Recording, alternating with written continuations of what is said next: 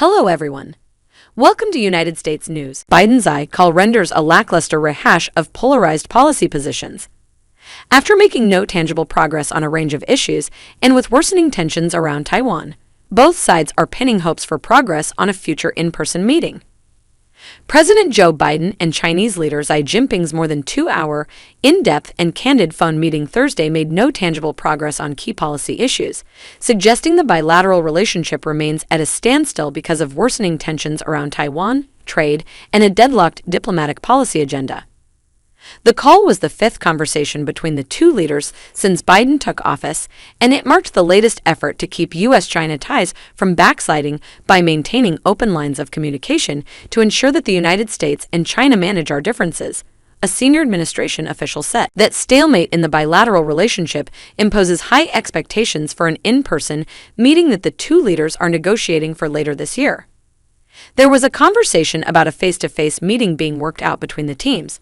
So from my perspective, there was very much a clear affirmative agenda that was put forward and agreed to by the leaders for the teams to work toward, the official said.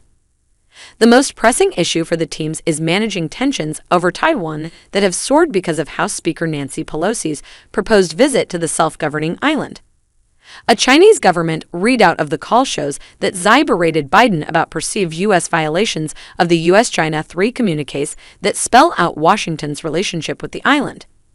Beijing's readout of the conversation contained an implicit threat against anyone seeking to stir up independence fervor on Taiwan.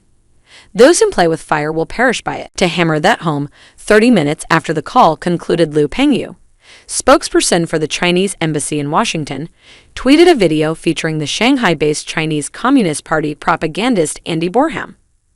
Borham is a New Zealand native whose Twitter feed is categorized as China state-affiliated media. Borham titled the video, "Taiwan is not a country and Nancy Pelosi should stay away."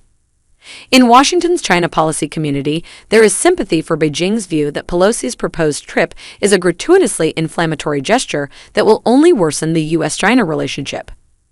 Her presence in Taipei would not make any points that the United States has not made recently and repeatedly, and is distracting both sides from efforts to frame and stabilize their dangerous relations, said Robert Dolly, director of the Kissinger Institute on China and the United States at the Wilson Center. But hopes for a breakthrough at an in-person Biden-Xi meeting may be misplaced. The timing of the proposed meeting, after the autumn's 20th Communist Party Congress, where Xi is widely expected to emerge with an unprecedented third term as a paramount leader, suggests that his motivations for meeting Biden may be more tactical than strategic. He wants Biden to meet him, and basically that will be a public announcement that, hey, look, my legitimacy and my leadership has been recognized by the U.S. president, said Yun Sun, China program director at the Stimson Center, a Washington-based think tank. I actually don't believe that the Chinese are going to change their approach to issues that are contentious.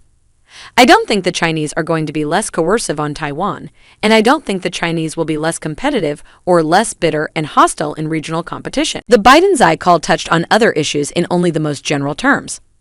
Xi underscored the need for bilateral coordination on macroeconomic policies to keep global supply chains stable and to maintain food and energy security.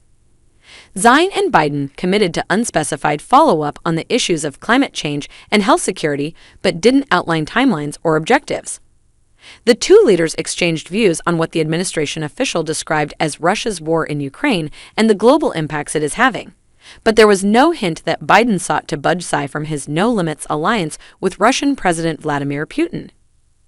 Discussion of trade tensions linked to Trump-era tariffs imposed on $370 billion in Chinese imports also got short shrift.